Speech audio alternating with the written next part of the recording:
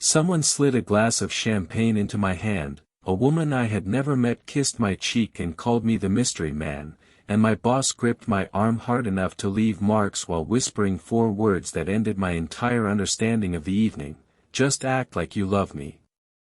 I didn't even get to ask why before an elderly woman in pearls was crossing the lawn toward us with the determined stride of someone who had buried 3 husbands and negotiated every family truce since 1974.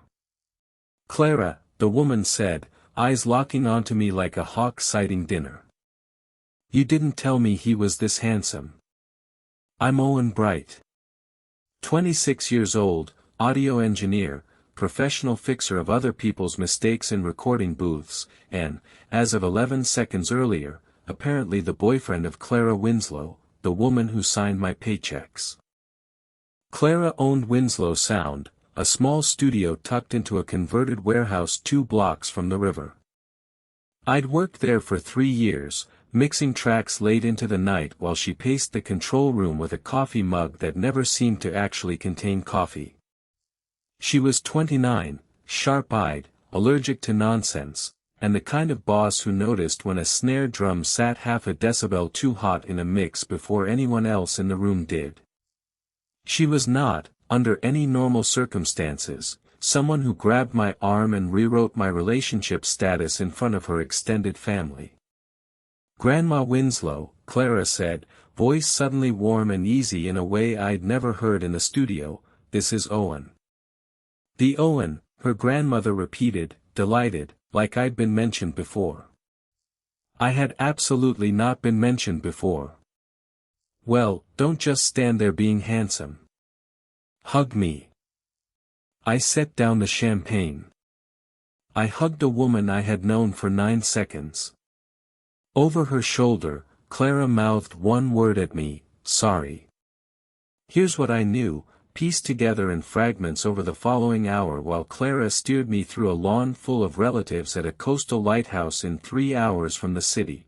Her grandmother was turning 80, renewing her vows with her second husband, and had spent the last 2 years quietly conditioning the family trust, the one that would eventually hand Clara full ownership of the studio building her father had built, on one unofficial but very real expectation.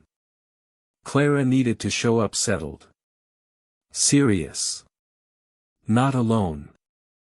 "She thinks alone means unstable," Clara muttered to me by the drinks table, smiling at a cousin over my shoulder the entire time like we were discussing wine pairings instead of committing fraud. "Alone means the trustees start asking whether I'm capable of running the business long-term. It's insane. It's also apparently how inheritance law works when your family treats a will like a personality test. So you grabbed the nearest employee. You weren't the nearest employee. Marcus was closer." I panicked and grabbed the one whose voice doesn't make my grandmother's hearing aid whine. "That's the nicest thing you've ever said to me. Don't get used to it." I should have said no. I want to be clear about that, sitting here now, telling you this story.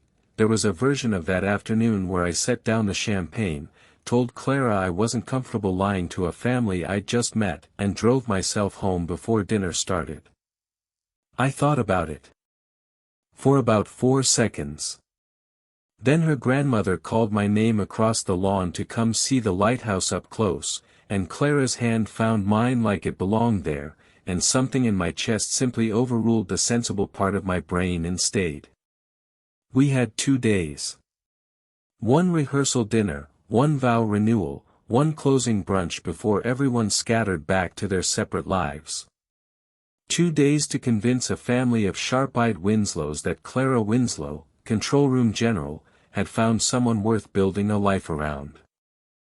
The lighthouse sat at the edge of a rocky point, white clapboard against gray Atlantic water, gulls circling the beam housing like they'd never gotten the memo that the light hadn't worked in decades.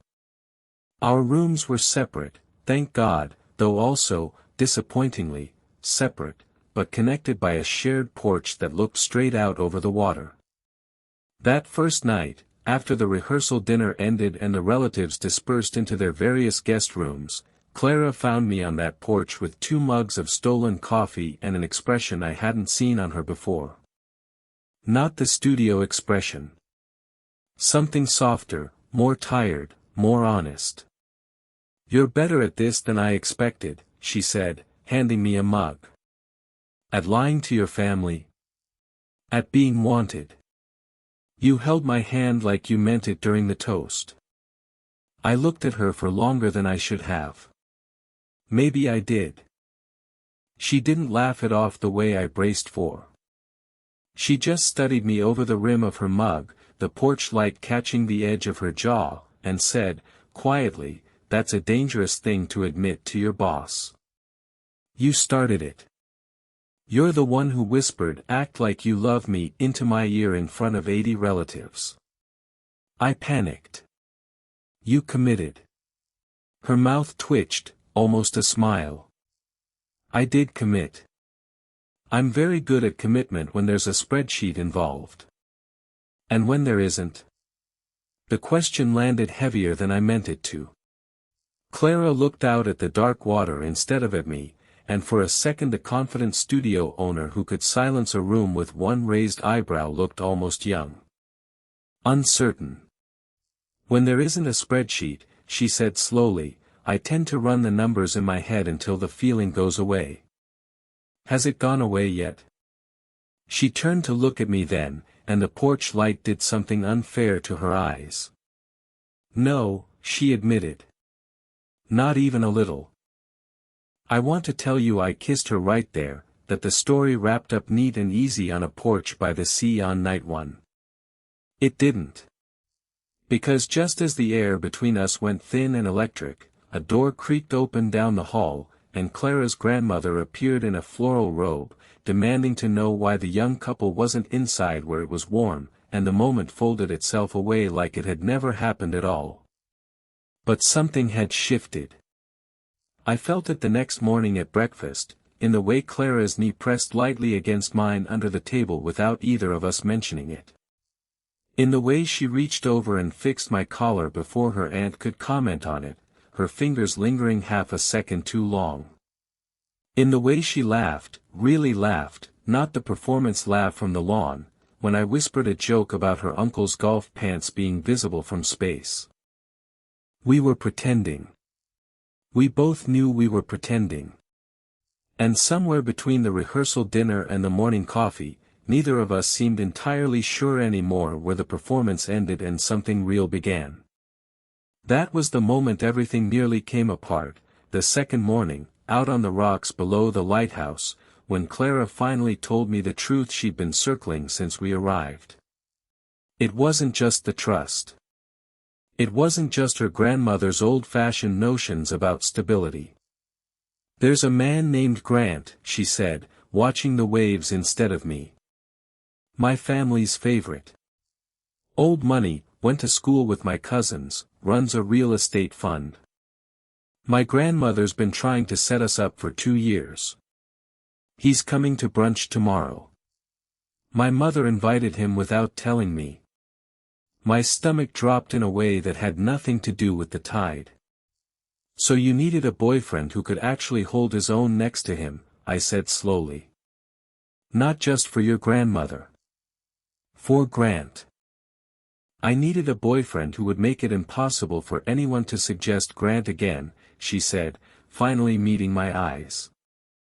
"I needed someone I actually wanted standing next to me, because I was tired of feeling like an asset my family was trying to merge with the right portfolio. And you picked the guy who mixes your bass tracks. I picked the only person at that studio who's ever once made me feel like a person instead of a business," she said, voice cracking slightly on the last word. "I should have told you the whole truth from the start. I didn't, because I was scared that if you knew how much I actually wanted this to be real, you'd say no just to be kind about it." The wind pulled at her hair. The gulls wheeled overhead, indifferent to the fact that my entire chest had just rearranged itself around one sentence. "Clara," I said. "I wasn't holding your hand at that toast because I'm a good actor." She went very still. "I'm a terrible actor," I continued. Ask literally anyone at the studio. I once tried to lie about breaking the good microphone and Marcus figured it out in 4 seconds because my ears went red. I've been quietly, stupidly into you since the week I started, and I have spent 3 years pretending that was a professional secret instead of the worst-kept one in the building. For a long moment, she just looked at me, the ocean crashing somewhere below the rocks, the whole ridiculous weekend narrowing down to the 6 inches of space between us. Then she kissed me. Not the performance kiss we'd rehearsed with our eyes for the family's benefit, this one was slow, and real, and tasted faintly of the coffee we'd been stealing from the inn's kitchen since dawn, and when she finally pulled back, her forehead resting against mine, she whispered, "I don't want to act anymore." "Good," I said. Because I never was. Grant showed up to brunch the next morning in a blazer that cost more than my car, and within 4 minutes of watching Clara laugh at something I said, genuinely laugh, head tipped back, hand on my arm, he found somewhere else to be for the rest of the meal. Her grandmother watched the whole exchange over her mimosa with the satisfied expression of a woman who suspected something interesting was happening and had decided not to ask questions that might spoil it. If you've ever pretended to be someone's partner for one weekend and quietly meant every second of it, tell me your story in the comments below, and don't forget to drop your first name, your age, and the city or country you're watching from, because I genuinely love seeing where this community stretches across the map. 3 weeks after that weekend, back at the studio, Clara called me into the control room after hours under the flimsy pretense of reviewing a mix that didn't actually need reviewing. She sat on the edge of the console, arms crossed, trying and failing to look businesslike. "I've been thinking," she said, "that dating your boss is unconventional. Extremely. And that the trustees are going to ask questions if this is real. Let them ask." She almost smiled. "I've also been thinking that I'd like to take you to actual dinner. Not a fake one. Not for an audience of 80 relatives. Is this you asking me out, boss? Don't call me boss when I'm asking you out. It's confusing the narrative." I crossed the room, tipped her chin up, and kissed her the way I'd wanted to on that porch 3 weeks earlier, before her grandmother interrupted us in a floral robe. "Yes," I said, when we finally broke apart. "Dinner. Real dinner. No spreadsheets required."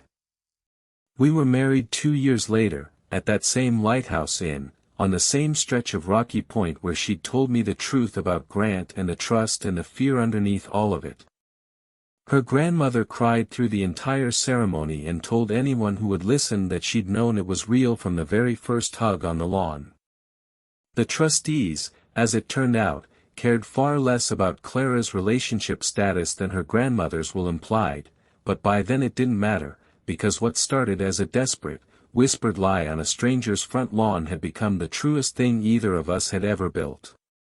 Sometimes the act is just love, wearing a disguise until you're both brave enough to take it off. What would you have done if your boss grabbed your hand at a family wedding and whispered, "Just act like you love me tonight"? Have you ever had a pretend relationship turn into something real?